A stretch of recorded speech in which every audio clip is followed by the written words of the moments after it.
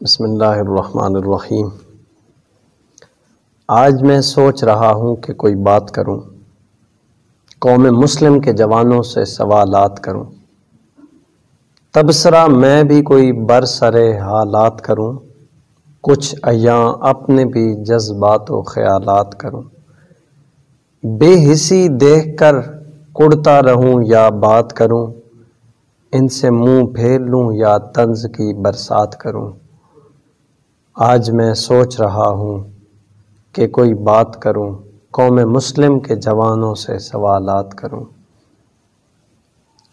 حاضرین و ناظرین، اللہ تعالیٰ نے انسان کو اشرف المخلوقات بنایا اور پھر اس کو شعور کی دولت سے نوازا ہے۔ شعور کی دولت سے انسان خیر اور شر کی تمیز کر سکتا ہے، اچھے اور برے کو پہچان سکتا ہے۔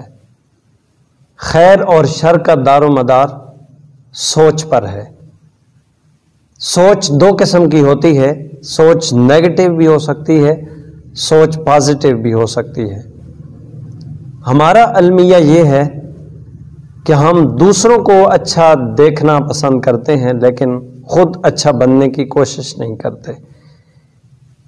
ہمارا المیہ یہ ہے کہ ہم ہر دوسرے کی اصلاح کرنے کی کوشش کرتے ہیں لیکن خود ٹھیک ہونا پسند نہیں کرتے، خود ٹھیک ہونے کی کوشش نہیں کرتے۔ یہ اسی طرح ہے جیسے بادشاہ نے اپنی رعایا کو حکم دیا ہے کہ ایک تالاب کو رات کے وقت دودھ سے بھرنا ہے اور ہر شخص کچھ نہ کچھ دودھ جو ہے اس تالاب میں ڈالے۔ رات ہوئی ہے تو ایک شخص نے سوچا کہ سارے دودھ لے کے آئیں گے، چلو میں پانی کی ایک بالٹی بھر کے تالاب میں ڈال دیتا ہوں، میری حاضری بھی ہو جائے گی اور بادشاہ سے بھی بچ جاؤں گا۔ دوسرے نے یہی سوچا کہ سارے دودھ لے کے آئیں گے، میں پانی کی ایک بالٹی ڈالتا ہوں، کام چل جائے گا۔ تیسرے نے بھی یہی سوچا ہے۔ رات گزری، صبح کے وقت تالاب پہ بادشاہ پہنچا ہے۔ اس نے دیکھا کہ تالاب میں ایک گھونٹ بھی دودھ کا نہیں ہے، سارے کا سارا پانی ہے، اور وہ اسی وجہ سے ہے کہ سب کی سوچ ایک جیسی تھی، نیگیٹو سوچ تھی۔ ہر کسی نے یہی سوچا کہ فلاں دودھ ڈالے گا میں پانی ڈال لوں، فلاں دودھ ڈالے گا میں پانی ڈال لوں۔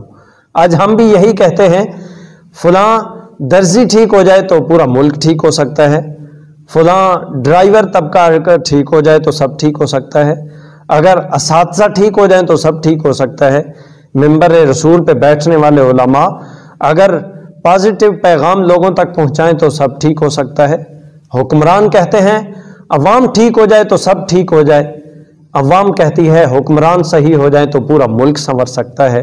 لیکن یاد رکھیے گا، حکمرانوں کا بس چلتا ہے تو وہ قومی خزانوں سے چوری کرنے سے گریز نہیں کرتے، اور اگر نچلے طبقے کو دیکھا جائے تو ان کا قومی خزانے تک تو ہاتھ نہیں پہنچتا، لیکن اگر ڈسٹرکٹ لیول پہ، تحصیل لیول پہ کسی کا ہاتھ پہنچتا ہے تو وہ وہاں سے چوری کرتے ہیں۔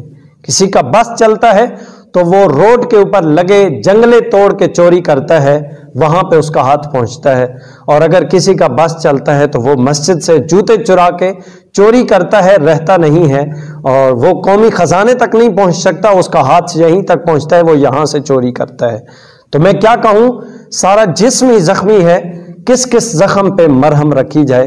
نیچے سے لے کے اوپر تک ہم سب ایک سوچ کے مالک ہو چکے ہیں الا ماشاء اللہ، لیکن آؤ اگر ہم اپنی سوچ بدلیں تو ہمارا پورا ملک بدل سکتا ہے۔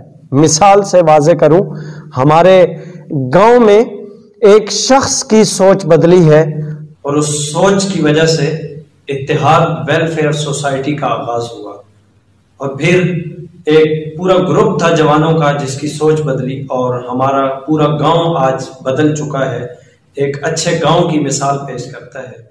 آج ہمارے وہی جوان کرکٹ کھیلنے کے بجائے، ڈرامے دیکھنے کے بجائے، فلمیں دیکھنے کے بجائے، ادھر ادھر گھومنے کے بجائے، ٹائم پاس کرنے کے بجائے ہر وقت اس سوچ میں لگے رہتے ہیں کہ ہم مخلوق خدا کے لیے کون سا فائدے کا کام کر سکتے ہیں، اور انہوں نے اتنے بڑے پروجیکٹ پہ کام کیا اور اس کو پائے تکمیل تک پہنچایا جو بڑے سے بڑے لوگ بھی سوچ بھی نہیں سکتے اور اس پہ پیسہ بھی خرچ نہیں کر سکتے، لیکن ہمارے ان جوانوں کی سوچ نے وہ کام کر کے دکھائے ہیں۔